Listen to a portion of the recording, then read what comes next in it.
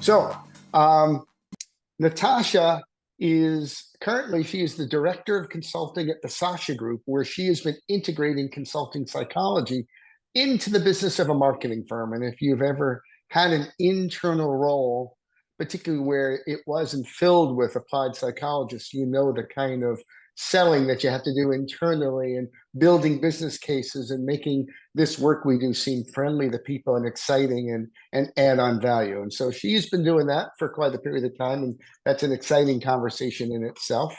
But you should know a little bit more about Natasha. She has both a master's and a doctorate in industrial and organizational psychology. She's adjunct faculty and a coach in some of her other work. She's been a board member of our association, of our society, and the membership chair. You may also have seen her under the name Dr. J on TikTok, and whatever you may think about TikTok in the news, she's figured out a bit of this technology in ways some of us wish we could. And she also knows other social media, and she has quite a bit of expertise on this for that. And at the end of today, you're gonna feel like a 1-800 commercial. That's not all, because you're gonna go home with some actions you can try out at the end of the day that she's saving for the end of things to kind of elevate your brand to the next level. And like our pattern for others, we're gonna turn the Zoom screen, I guess, the stage, over to Natasha for about 15 minutes or so, and then we're going to go into breakouts for about 20 minutes, and give you a chance to talk with each other, and then come back and share a little bit of some of our insights. So that's our plan for today. And let me turn it over to you. Thank you for joining us, Natasha. Thank you so much for having me. Mark and I met some years ago, and one thing that Mark said that has stuck with me at least for the past 4 years, and it's hard for me to hold on to things. But one thing Mark said to me about 4 years ago, he gave me this idea, this thought of embedded consulting. And so when I came into the Sasha Group, I really didn't understand at the time what that actually meant, like embedded consulting, like how do I sell? I already have the job. How do I sell myself inside this firm? And it's the same thing we do outside of the firm. We brand ourselves, we market ourselves, we do a lot of networking. And so through a lot of that, I've been able to take IO psychology, consulting psychology, and I'm actually serving as a consultant within the organization. Even just recently, the CEO wanted this program to bring in a lot of other chief marketing officers. And he described it as, just this holistic way to look at, not just being a CMO. And so when I said, you mean, leadership development and you're looking for executive coaching, he's like, yes, that's the words. And so I worked my way into now being the executive coach for his beta program that he's testing out with CMOs from across many different Fortune 500 organizations. And again, it's using the networking, it's using my own branding and marketing within the organization to do, as Mark has shared with me, embedded consulting. So I'll be ever grateful. Thank you, Mark. So before we dive into what I want to share today, I would love for you to just in the chat, just pop in a question that you have about branding that you've always wanted to know, or even just a thought that you have. And we'll give you maybe about 30 seconds, maybe to 50 seconds to do that. Just pop in the chat. What do you want to know about branding? What's your thoughts about branding? Just as I shape up the conversation, I want to know my audience.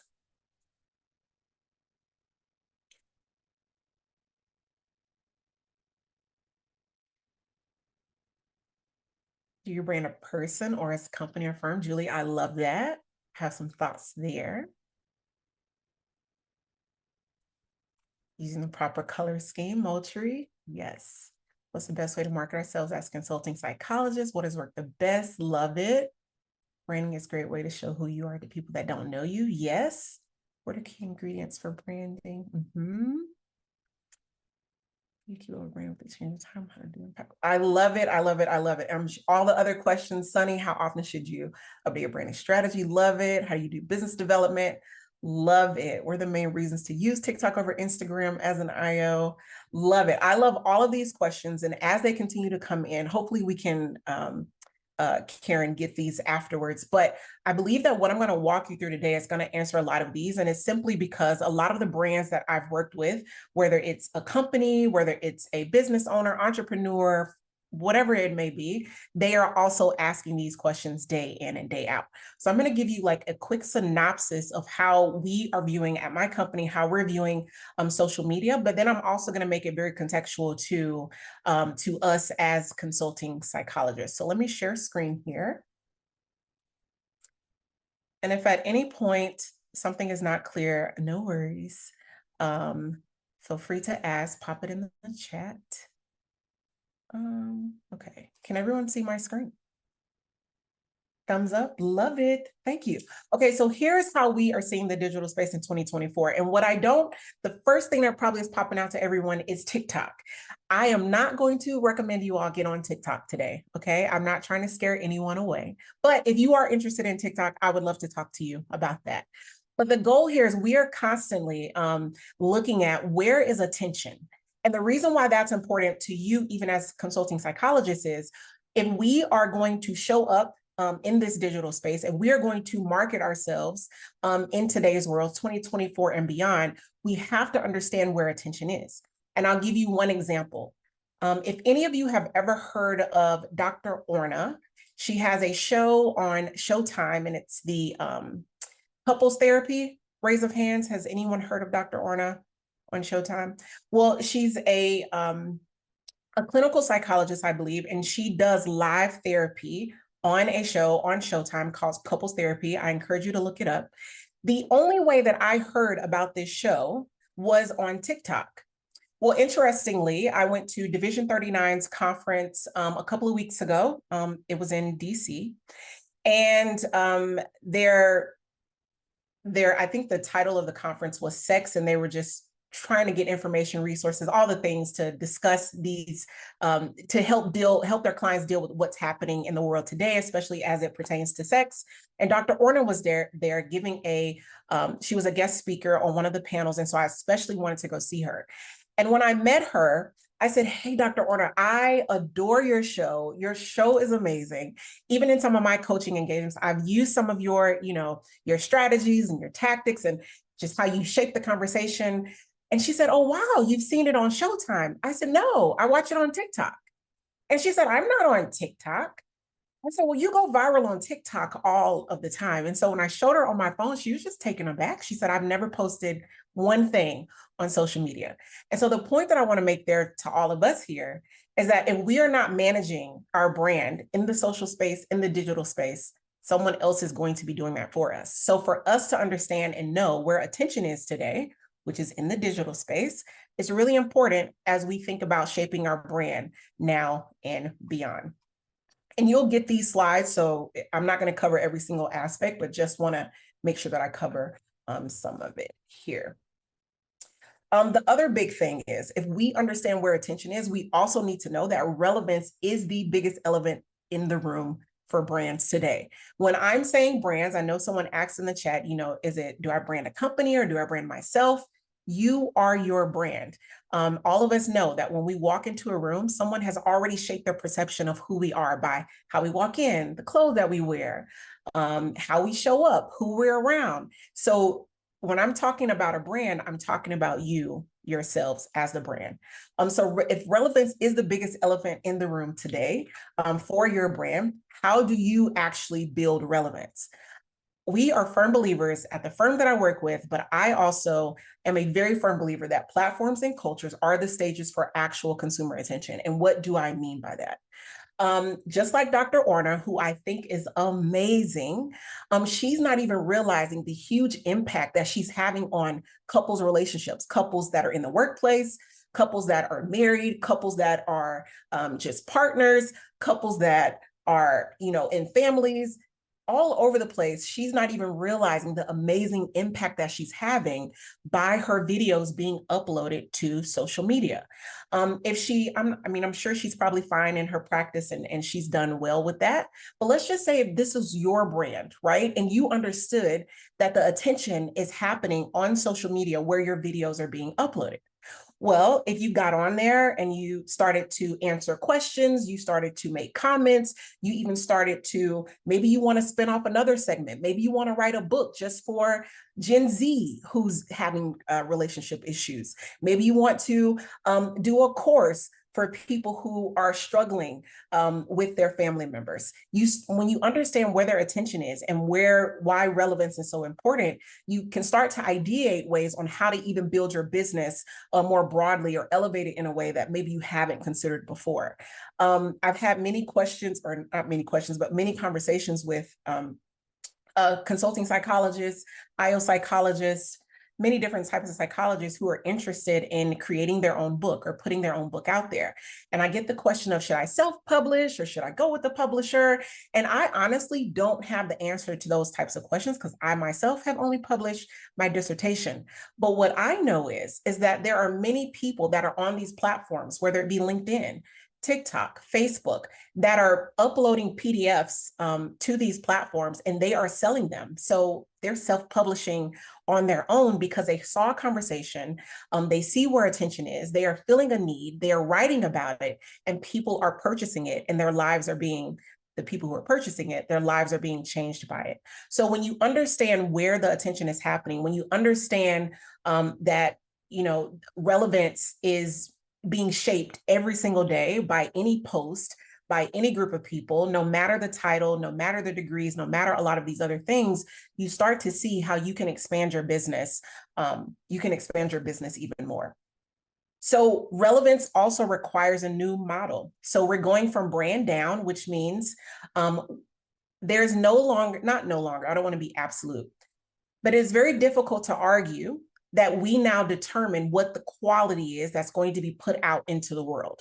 It's no longer us who are determining the quality of how great something is. It is now the consumer or the audience or the our potential clients that are now determining if what we are selling or what we are doing is going to be quality. An example of that, I had a client who came to us. He's a mentee, I guess if you want to call it that, of Cesar Millan. If anyone knows the dog whisperer, he's one of his mentors, and he's built an amazing, successful business. What has happened is this client has reached a ceiling in his business. He cannot break past, I don't know, whatever the many millions that he's hit. And he keeps telling us, the company, for the past 2 years, mind you, he keeps saying, I know I have a great product. I know what I'm doing. I don't understand why this is not working. Well, when we did a little bit of research on his audience in 2023 and now 2024, and we said, hey, you might want to try to reach this particular audience. You might want to try to switch up your language this kind of way. You might want to start offering, in-person courses rather than virtual courses, because this younger audience, that's what they're looking for. He said, no, that's not what it is. My product is backed by Cesar Millan, and I'm the best in my area. And so I'm going to keep selling this. Okay, great. Keep doing that. 2 to 3 months down the road, and he's still not able to break past that ceiling because he's going from a brand down rather than a consumer or audience up, listening to what the audience has to say about it. Also going from a broad and static audience, meaning, gone are the days where we say male, 25 to 35, living in DC. Our audiences should now read what we call cohorts. They should read like Google search terms. So millennial moms living in suburban Texas who love to do yoga on the weekends, but also build a successful business. I'm just throwing something out there. But when we understand that our audiences are not these broad spectrum pieces, and we get them down to what we call cohorts, we now can really tailor our messages to them. We can now show up where they are showing up, where we all think our audience and our potential clients are on LinkedIn. We might actually find that they are in a corgi lovers group on Facebook, or we might find them that they are following I don't know, Lord of the Rings folklore on TikTok. But when we open ourselves up past these broad audience, we now start to see we can tailor our messaging to these specific audience. I'm not going to get into the other two, but you can kind of start to see that relevance is not about what we have to say all the time. It is now, what are the consumers saying? What are they talking about? And how can we reach them where they are? This also embraces a very much yes and mentality. So any type of product that we are selling, any type of conversation that I am having, and I've done it here with you today, we are always starting with the audience first. Again, this is not about how great my brand looks. It's not about how amazing my color is. It's not about, how, like my one client, how, my product is the best that's out there and people just need to come and purchase it. It's starting with the audience. What is it that they're saying? What is it that they're looking for? Do we need to change up our language? It's fine that we are all in this room and we are speaking, our psychology words and terms, but how do we show up in a space where people are looking at mental disorders as just a fun personality test? How do we show up where they are using very, simple language where we're like, no, that's not what's going on with you.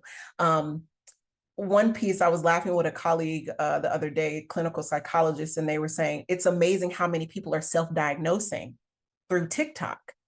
And I said, that's great. And they were really kind of, upset about that. And I said, well, how are you joining in the conversation? Like, are you correcting any of this? Are you giving your own spin on it? Oh, absolutely not. I would never post anything on TikTok. All of us here have to be willing to join in some of these conversations and not necessarily correct everyone who is wrong, but at least join in and say, hey, I see what you're saying, but here's a different angle I'd love for you to look at, or here's what's actually true about this.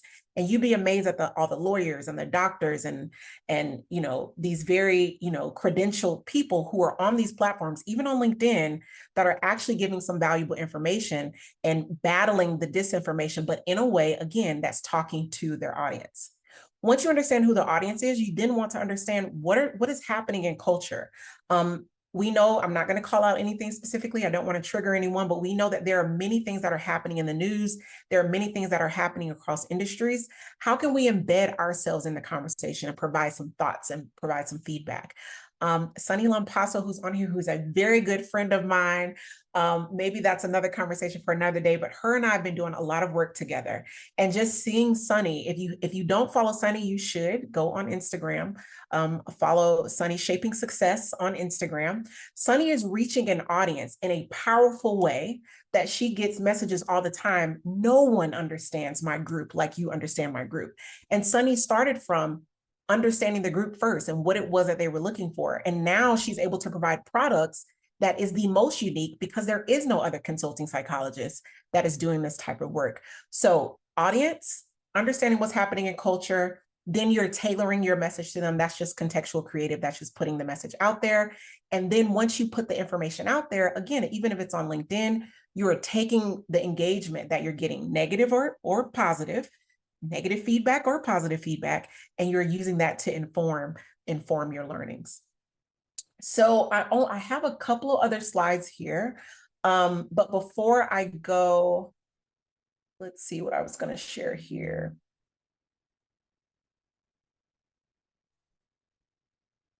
So this next piece here, and again, you will have all of these slides, it's just kind of going into a lot of what I just covered, but it's also looking at how do you do this for your own self and your own brand. And actually, Mark, if you don't mind, I'm going to take just 5 more minutes. I know we need to go into our break. Okay, great. So everything that I just shared. No, we're good. Why don't you take until the half hour? That'll still give us 20 minutes for breakout and 10 minutes to follow up. Beautiful. Thank you. So how do you take everything that I just said, which is a lot, and if you have any questions, remember to please put them in the chat. How do you take a lot of this information that I'm sharing with you and how do you put it into practice?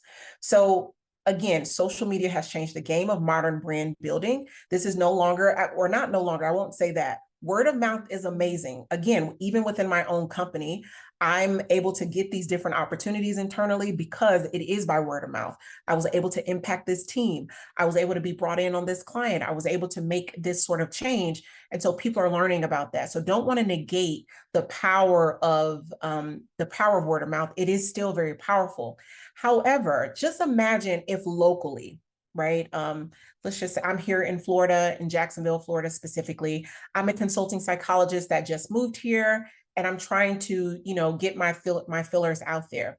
If there are virtual meetups, if there are, I don't know, there are hyper local things that are happening online that you can embed yourself in, learn about that community, learn about what's happening, learn about what those conversations are, and figure out how to embed yourself into that conversation.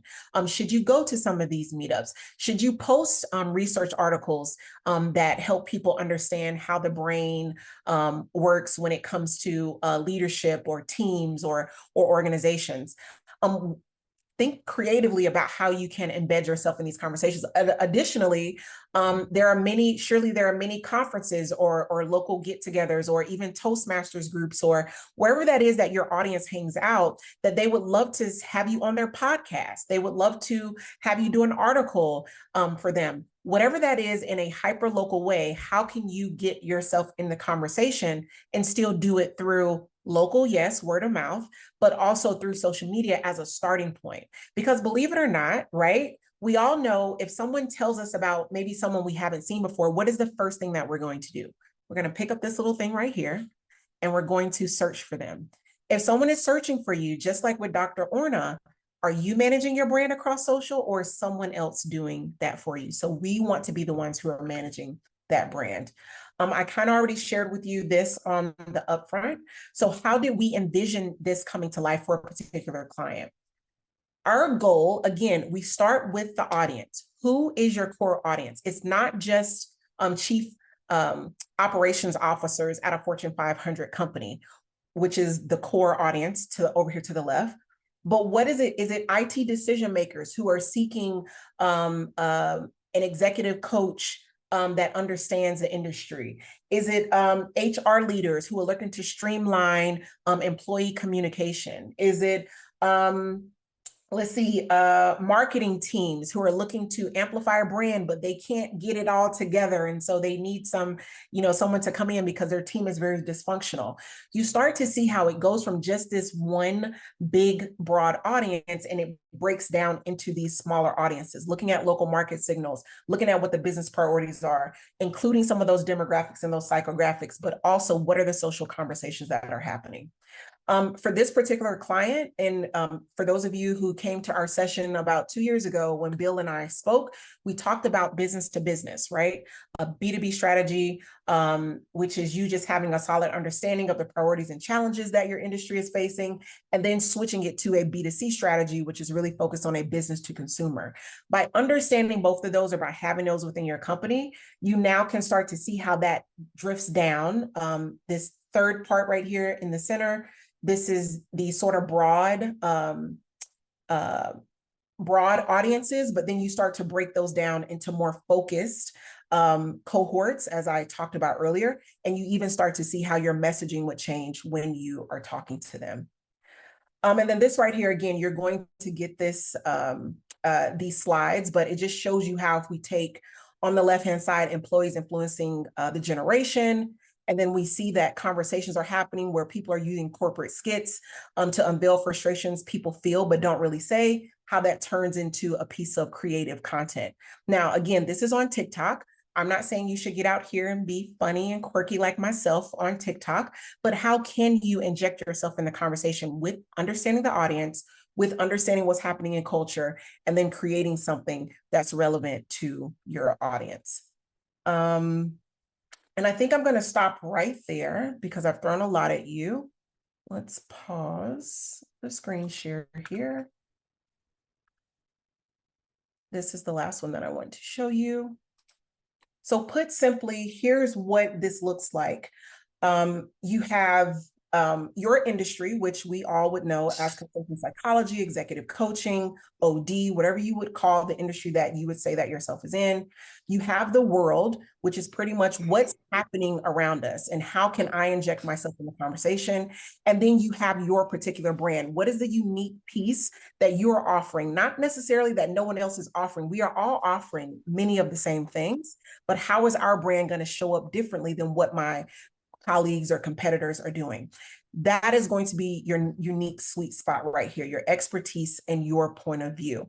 And then at the very end, today, after we go into some breakouts, I have a little exercise that you all can do to kind of put a lot of this into action as a little bit of homework. Okay, I will stop. I am done talking. Well, I could listen to you all day long, that's for sure.